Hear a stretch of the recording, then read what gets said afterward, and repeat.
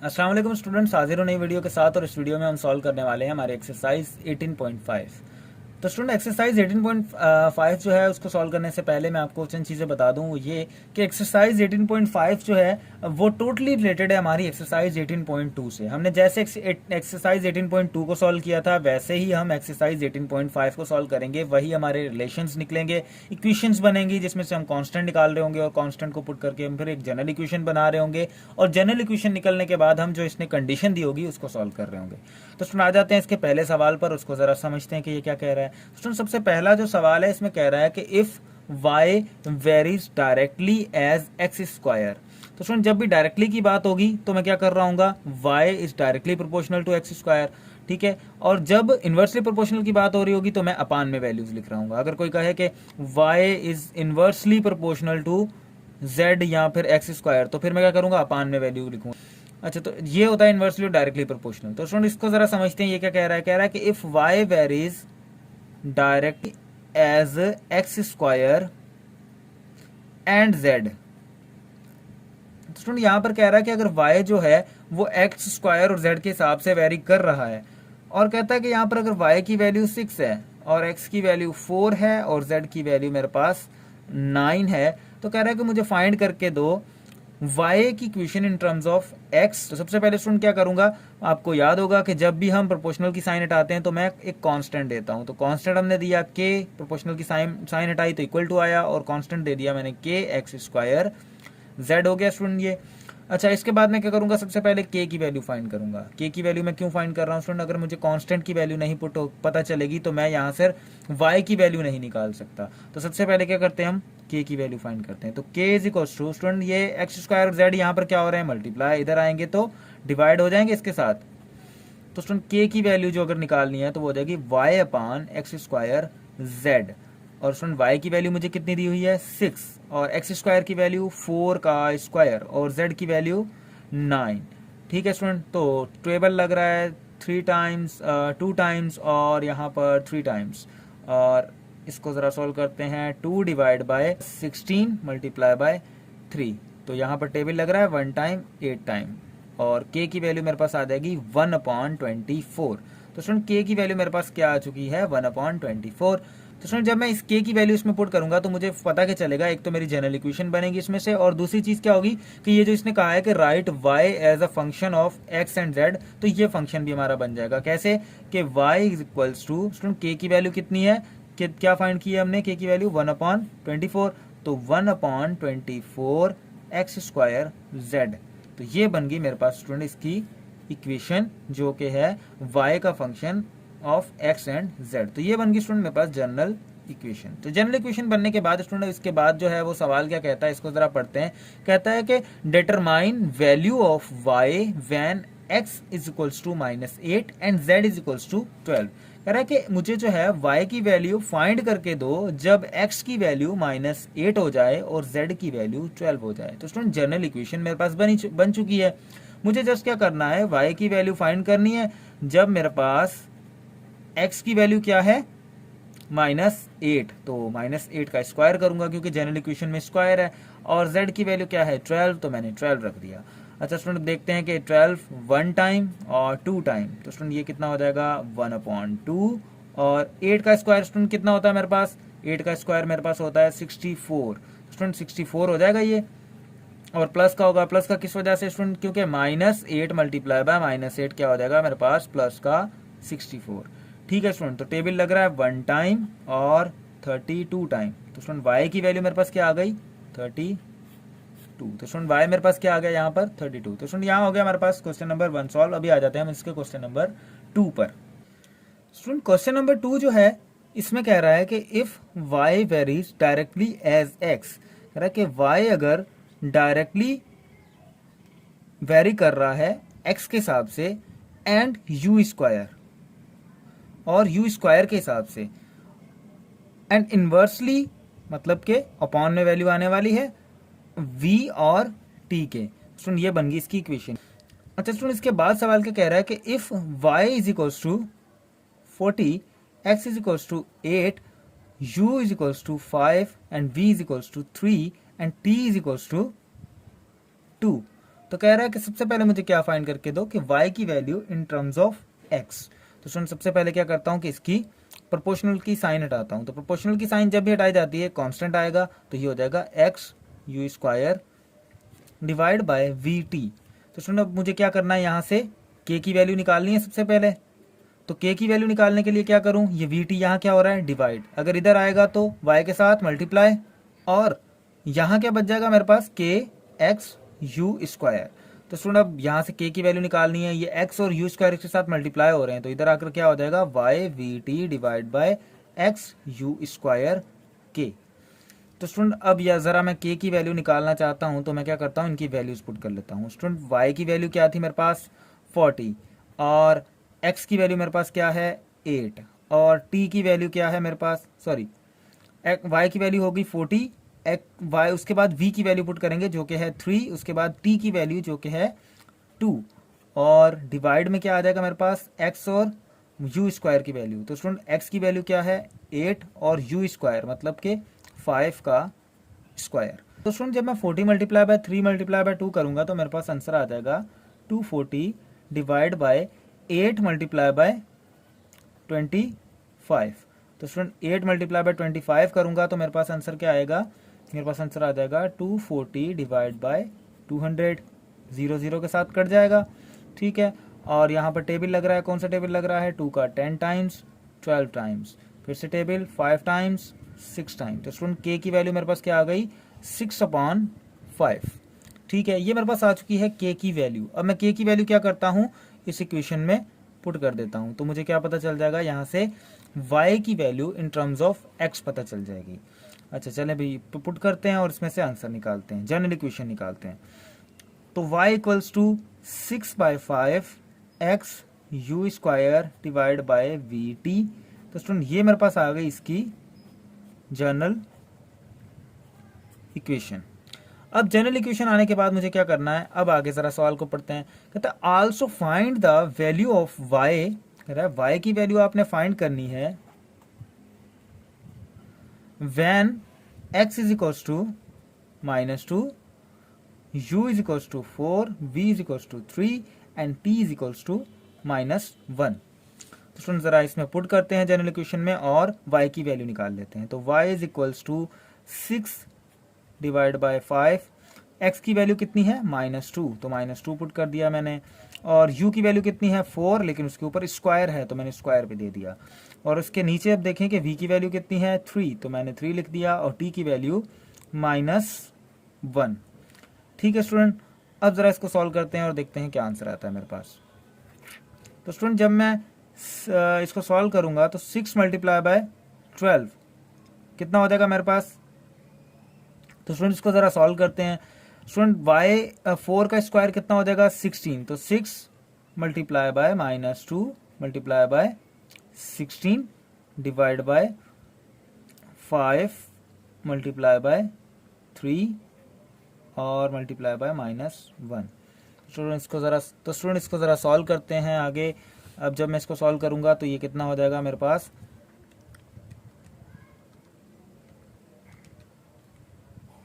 तो student 6 multiply by 2 हो जाएगा 12, 12 मल्टीप्लाई बाय 16 हो जाएगा मेरे पास 192। तो 192 डिवाइड बाय 5 मल्टीप्लाई बाय 3 15 और मल्टीप्लाई बाय 1, ये कितना हो जाएगा माइनस का 15। और स्टूडेंट यहाँ पर देखें कि ये -2 था तो ये भी माइनस का टर्म आएगा। 6 मल्टीप्लाई बाय 12 और 6 मल्टीप्लाई बाय 2 माइनस का 12, तो माइनस का 12 जब 16 से मल्टीप्लाई होगा तो 192, ठीक है, ये कट गया इसके साथ। अच्छा स्टूडेंट अब 192 को जब मैं डिवाइड करता हूँ 15 के साथ तो मेरे पास आंसर आ जाता है 64 डिवाइड बाय 5। तो स्टूडेंट ये आ गया हमारे यहाँ, तो स्टूडेंट यहाँ पर आ चुका है हमारा आंसर जो कि है y की वैल्यू, और y की वैल्यू क्या है मेरे पास 64 डिवाइड बाय 5, ठीक है जी। अच्छा तो स्टूडेंट अभी हम आ गए इसके नेक्स्ट प्रॉब्लम पे, और नेक्स्ट प्रॉब्लम इसका कुछ इस तरीके से है कि if w varies directly as u square and inversely as cube root of v। Student तो ये बन गई मेरे पास इक्वेशन, कह रहा है कि if w varies directly as u square and inversely as cube root of v। तो कह रहा है कि मुझे फाइंड करके दें इसमें से जनरल इक्वेशन सबसे पहले तो, और उसके बाद क्या कि मुझे W की वैल्यू फाइंड करके दें जब मैं आपको ये वैल्यूज देने वाला हूँ। तो स्टूडेंट सबसे पहले देखें इसमें मुझे दे क्या रहा है कि W इज इक्वल्स टू 216 और U की वैल्यू मुझे दे रहा है 6 और V की वैल्यू मुझे दे रहा है 27। तो सबसे पहले मैं क्या करता हूँ कि इस प्रोपोर्शनल की साइन को सॉल्व करता हूँ। जब मैं स्टूडेंट इस प्रोपोर्शनल की साइन को सॉल्व करूंगा तो W इज इक्वल्स टू के you square divide bye 3 radical V लिखूंगा इसको। जब भी प्रोपोर्शनलिटी की साइन खत्म होगी तो एक कांस्टेंट आएगा, वो कांस्टेंट मैंने यहाँ पर दे दिया। अच्छा स्टूडेंट सबसे पहले मैंने क्या करना है, इस कांस्टेंट की वैल्यू फाइंड करनी है, क्योंकि अगर कांस्टेंट की वैल्यू फाइंड नहीं करेंगे तो मेरे पास जनरल इक्वेशन नहीं बनेगी, और जनरल इक्वेशन नहीं बनेगी तो हम ये कंडीशन फाइंड ही नहीं कर सकते। तो सबसे पहले करते हैं हम कांस्टेंट की वैल्यू फाइंड। तो स्टूडेंट देखें जरा कि radical cube root of V जो है यहाँ क्या हो रहा है, डिवाइड। अगर डब्ल्यू के इस तरफ आएगा तो क्यूब रूट ऑफ वी जो है डब्ल्यू के साथ आकर हो जाएगा मल्टीप्लाई, और के यू स्क्वायर हो जाएगा यहाँ पर। अच्छा जी, के की वैल्यू फाइंड करनी है तो के की वैल्यू फाइंड करनी है तो cube root of V W divide by U square. U square divide कैसे हुआ, क्योंकि यहाँ हो रहा था मल्टीप्लाई, इधर आया तो हो गया डिवाइड। ठीक है जी, अब के की वैल्यू फाइंड करनी है तो cube root of V W divide by U square equals to student cube root of V में जो value student cube root of V में मैं पुट करता हूँ वी की वैल्यू। तो student cube root of v मतलब कि v की वैल्यू क्या है मुझे दी हुई 27, तो मैंने 27 पुट कर दी। उसके बाद मल्टीप्लाई इसके साथ क्या हो रहा है 216। कैसे, क्योंकि w की वैल्यू मुझे 216 दी हुई तो मैंने w की वैल्यू 216 रख दी। डिवाइड बाय u स्क्वायर मतलब कि 6 का स्क्वायर। तो स्टूडेंट इसको जरा सॉल्व करते हैं। Cube root of v student 27 जो है इसको मैं ऐसे लिख सकता हूँ 3 पावर 3, ठीक है, और 216 वैसे का वैसे ही आ गया, डिवाइड बाय 6 का स्क्वायर, तो ये हो जाएगा 36। सही है। अच्छा स्टूडेंट जरा देखें कि ये 3 इस क्यूब रूट के साथ कैंसिल हो जाएगा, बाकी मेरे पास क्या बच गया 3 multiply by 216 divide by 36। Student यहाँ पर टेबल लग रहा है के इज इक्वल्स टू क्या हो गया, यहाँ पर टेबल लग रहा है कितने टाइम 12 टाइम्स। अच्छा ये आ गया मेरे पास 216 डिवाइड बाय 12। सही है जी। अच्छा 216 डिवाइड बाय 12 हो गया मेरे पास। यहाँ पर लग रहा है, देखिए यहाँ पर लग रहा है टेबल 12 पे 1 टाइम और यहाँ पर मेरे पास 18 टाइम। तो स्टूडेंट के की वैल्यू मेरे पास आ गई 18, तो के की वैल्यू हो गई मेरे पास 18।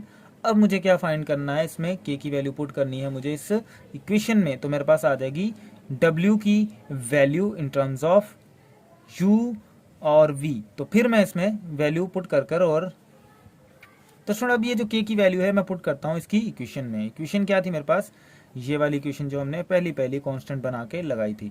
अच्छा जब मैं इसमें वैल्यू पुट करता हूँ तो ज़रा देखें कि W is equals to 18 U square divide by cube root of V। ठीक है जी, तो ये बन गई मेरे पास इसकी general equation.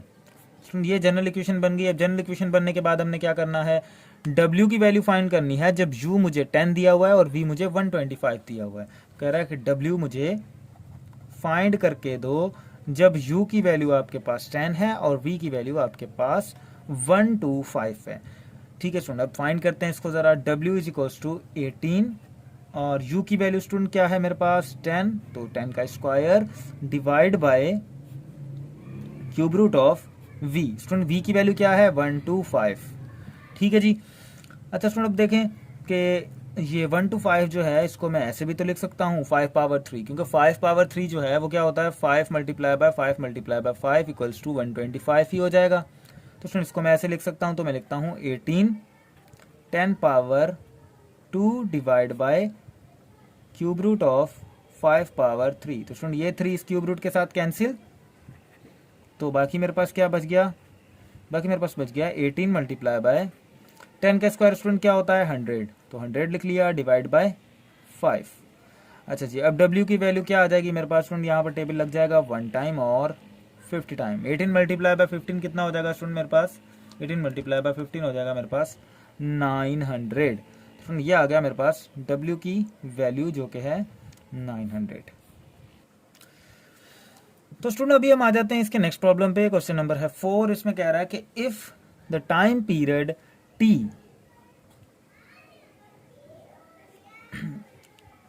if the time period t of simple pendulum is directly proportional to the square root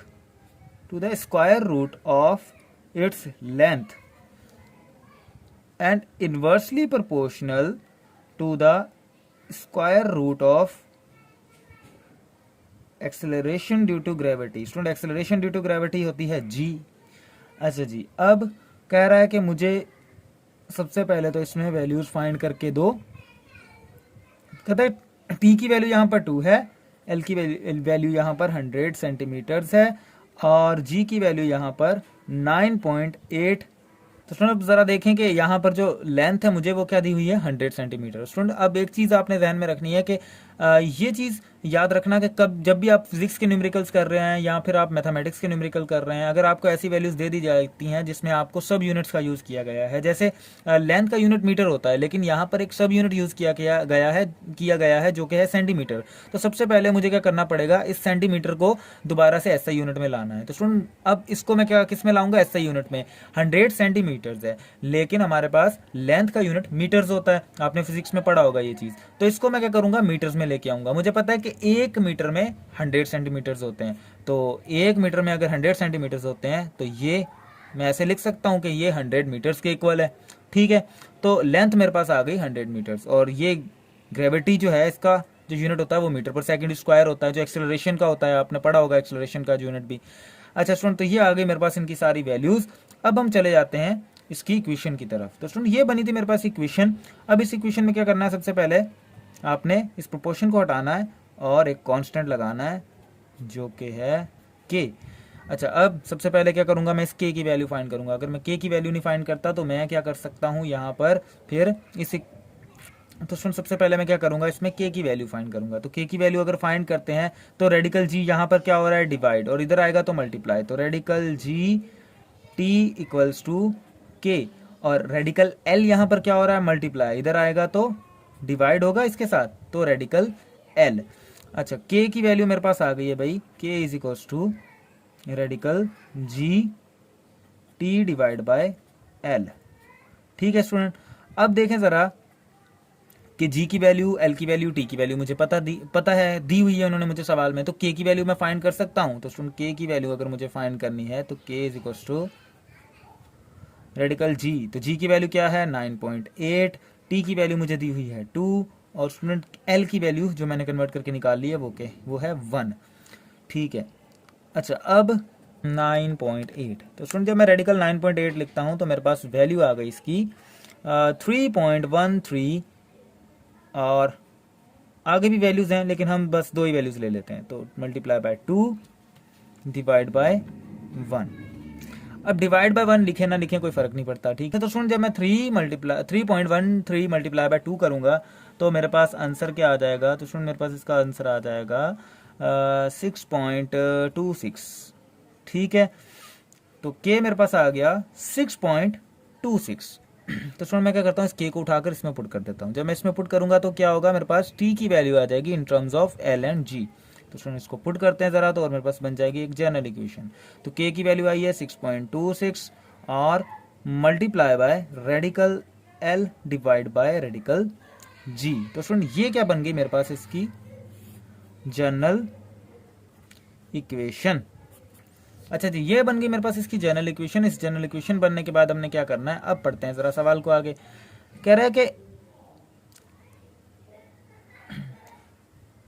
ये आपने जब फाइंड कर लिया है तो इसके बाद क्या करें, find time period of simple pendulum when L is equal to 200 metres, G is equal to 7.6 at a particular height. तो कह रहा है कि अगर जब आप ये क्वेश्चंस फाइंड कर लें तो उसके बाद क्या करें कि मुझे टाइम फाइंड करके दें जब L की वैल्यू हो जाए 200 सेंटीमीटर्स और G की वैल्यू हो जाए 7.6। स्टूडेंट ये G की वैल्यू जो है वैसे तो 9.8 होती है लेकिन इसमें G की वैल्यू इसने चेंज दी हुई है, खुद दी हुई है सवाल में कि ये वैल्यूज है। अच्छा, अब स्टूडेंट सबसे पहले देखें कि ये जो है ये सेंटीमीटर्स में है तो मैं इसको कर लेता हूँ मीटर्स में। तो स्टूडेंट इसको मीटर में करने के लिए क्या करेंगे, देखें 200 सेंटीमीटर्स हैं, 1 मीटर में होते हैं 100 सेंटीमीटर, तो 200 सेंटीमीटर है तो ये होगा 2 मीटर। ठीक है, अच्छा अब ज़रा इसको आगे करते हैं। अब स्टूडेंट मेरे पास L की वैल्यू आ गई, G की वैल्यू आ गई, इक्वेशन मेरे पास जनरल बनी हुई है, तो T में पुट कर देता हूं मैं ये वैल्यूज। तो 6.26 रेडिकल L की वैल्यू क्या है 2 और G की वैल्यू मेरे पास क्या है 7.6। तो स्टूडेंट इसको ज़रा सॉल्व करते हैं। जब T इज इक्वल्स टू मेरे पास क्या है 6.26, तो स्टूडेंट इसको ज़रा देखें कि 6.26 मल्टीप्लाई बाय 2, रेडिकल 2 की वैल्यू मेरे पास क्या आएगी 1.414 डिवाइड बाय रेडिकल 7.6 की वैल्यू मेरे पास क्या आने वाली है 2.5757। ठीक है स्टूडेंट, अब देखें ज़रा इसको मल्टीप्लाई कराते हैं। तो स्टूडेंट जब मैं मल्टीप्लाई कराऊंगा 6.26 को 1.414 से, तो मेरे पास आंसर आ रहा है, स्टूडेंट मेरे पास आंसर आ रहा है 8.8516 डिवाइड बाय 2.5757। अच्छा, जब मैं इसको डिवाइड कराऊंगा, इस वैल्यू को डिवाइड कराऊंगा स्टूडेंट, तो मेरे पास किससे डिवाइड कराऊंगा 2.757 से। तो स्टूडेंट जब मैं इसको डिवाइड कराता हूं तो मेरे पास आंसर आ रहा है, टी की वैल्यू आ रही है मेरे पास 3.210। तो स्टूडेंट ये आ गई मेरे पास इसमें टी की वैल्यू। तो टाइम क्या होगा मेरे पास 3.21 सेकेंड्स। ठीक है, अच्छा जी, अब हम आ जाते हैं इसके स्टूडेंट पार्ट नंबर 5 पर। इसका लास्ट सवाल है हमारा।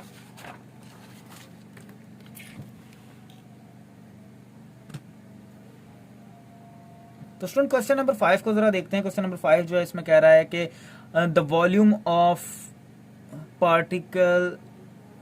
तो स्टूडेंट क्वेश्चन नंबर 5 जो है इसमें कह रहा है कि the volume of a particular gas is directly proportional to the temperature.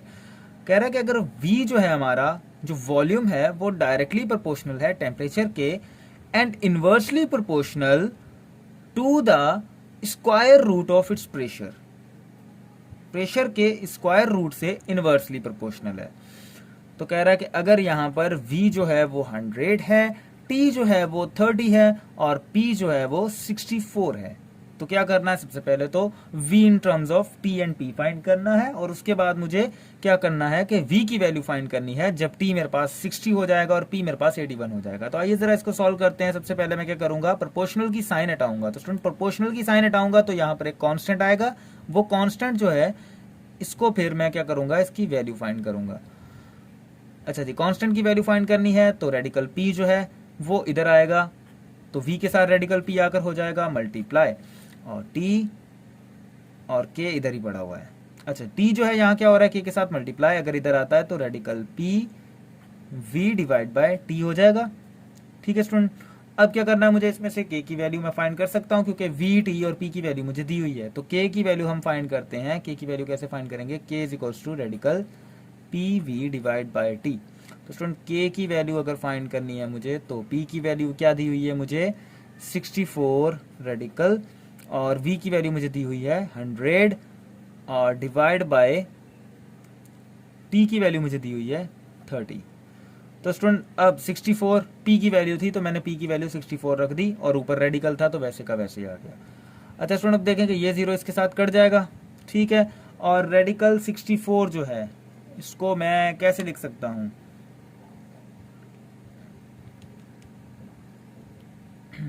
अच्छा स्टूडेंट इस रेडिकल 64 को मैं 8 स्क्वायर लिख सकता हूं क्योंकि 8 मल्टीप्लाई बाय 8 64 होता है, multiply by 10 divide by 3। Student तो ये स्क्वायर इस रेडिकल के साथ कट जाएगा, बाकी मेरे पास K की वैल्यू क्या आ जाएगी, K की वैल्यू आ जाएगी 8 मल्टीप्लाई बाय 10 डिवाइड बाय 3। ठीक है स्टूडेंट, अब 8 मल्टीप्लाई बाय 10 मेरे पास क्या होता है 80 डिवाइड बाय 3 हो जाएगा मेरे पास ये। ठीक है जी, ठीक है स्टूडेंट, तो ये हो गया मेरे पास 80 डिवाइड बाय 3। अब 80 डिवाइड बाय 3 कर लेते हैं तो 80 डिवाइड बाय 3 मेरे पास क्या आ जाएगा, 80 डिवाइड बाय 3 मेरे पास आ जाएगा 26.67। ठीक है स्टूडेंट, तो ये आ गई मेरे पास K की वैल्यू जो कि आई है 26.67। अच्छा, इस वैल्यू को मैं क्या करता हूं, इस इक्वेशन में पुट करता हूं तो मेरे पास बन जाएगी जनरल इक्वेशन। तो V is equals to 26.67 multiply by T divide by radical P. तो स्टूडेंट ये बन गई मेरे पास इसकी जनरल इक्वेशन। तो स्टूडेंट जनरल इक्वेशन बनने के बाद मैं क्या करता हूँ, इसकी जो वैल्यू है मुझे फाइंड करनी है v की, जब t मेरे पास 60 है और p मेरे पास 81 है। तो स्टूडेंट कह रहा है कि v फाइंड करो जब t जो है मेरा 60 हो जाएगा और p जो है मेरा 81 हो जाए। तो स्टूडेंट अब जरा फाइंड करते हैं कि वॉल्यूम क्या होने वाला है जब प्रेशर जो है वो 81 हो जाएगा और टाइम जो टेम्परेचर है वो मेरे पास 60 सेंटीग्रेड हो जाएगा। तो आइए जरा इसको सॉल्व करते हैं। मेरे पास जनरल इक्वेशन बन चुकी है। तो स्टूडेंट जनरल इक्वेशन में मैं क्या करता हूँ, इन वैल्यूज को पुट करता हूँ। तो v is equals to 26.67 multiply by t, मतलब के 60 डिवाइड बाय रेडिकल 81। ठीक है स्टूडेंट। अब स्टूडेंट देखें कि 26.67 को वैसे लिखता हूं और 60 को भी वैसे का वैसा, लेकिन स्टूडेंट 81 जो है इसको मैं 9 स्क्वायर लिख सकता हूं।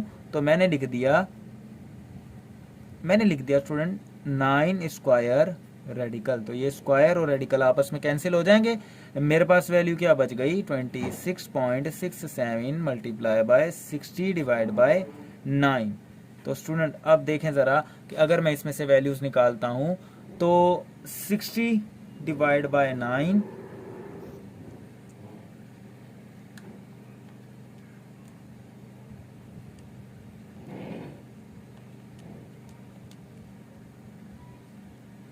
तो स्टूडेंट 60 डिवाइड बाय 9 करता हूं तो 60 डिवाइड बाय 9 मेरे पास कितना आ जाएगा,